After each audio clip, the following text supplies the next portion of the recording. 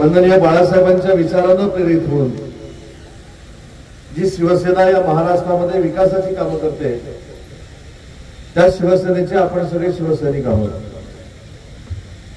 दादासाहेबांनी सांगितलं, मगाशी चंद्रकांतजी आपण देखील सांगितलं, हे धनुष्यबाण जपण्याचं काम आदरणीय एकनाथ शिंदे साहेबांनी तर केलंच, परंतु खऱ्या अर्थानं छत्रपती शिवाजी महाराजांचा वारसा जपण्याचं काम देखील आदरणीय एकनाथ शिंदे साहेब करतायत. याचं एक साधं उदाहरण मी आपल्याला देतो. मी रायगड जिल्ह्याचा पालकमंत्री आहे. एक 15 दिवसापूर्वी आदरणीय मुख्यमंत्री एकनाथ शिंदे साहेबांनी मला निर्देश दिले की रायगडचं उमरखिंड नावाचं एक गाव आहे. या उमरखिंडी या गावी जाऊन छत्रपती शिवाजी महाराजांच्या इतिहासाचा अभ्यास करावा आणि तिथं पोहोचल्यानंतर तुम्ही मला स्वतः संपर्क साधावा, नंतर मी काय करायचं ते सांगतो. राजकीय धनुष्यबाण तर आदरणीय एकनाथ शिंदे साहेबांनी आपल्या ताब्यात ठेवलाच,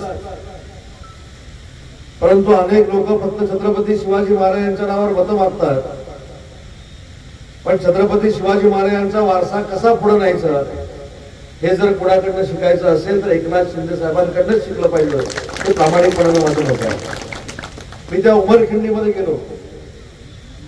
उमरखिंडीमध्ये एक 27 वर्षाचा युवक आदरणीय एकनाथ शिंदे साहेबांनी पाठवलेला होता.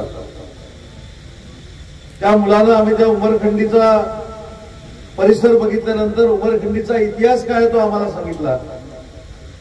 आणि आपल्याला आश्चर्य वाटेल, छत्रपती शिवाजी महाराजांनी कारतबाज नावाच्या एका मुघल सैन्याशी लढाई केली. ती तलवारीनं केलेली लढाई नव्हती, ती धनुष्यबाणाने केलेली लढाई होती. आणि मी साहेबांना सांगितलं की साहेब, मी आल्यानंतर बाकी सगळं आपल्याशी बोलतो, पण आपला आदेश काय आहे?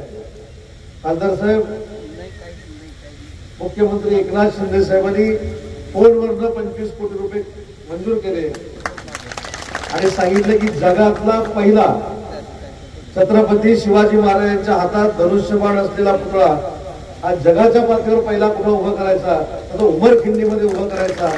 त्याचा अर्थ शिवसेनेचा धनुष्यबाण एकनाथ शिंदे साहेबांनी तर वाचवलाच, पण छत्रपती शिवाजी महाराजांनी ज्या ठिकाणी धनुष्यबाणानं लढाई केली त्या धनुष्यबाणाला देखील लक्षात ठेवत देशातला शिवाजी महाराजांचा पुतळा त्या ठिकाणी उभारण्याचा निर्णय घेतला.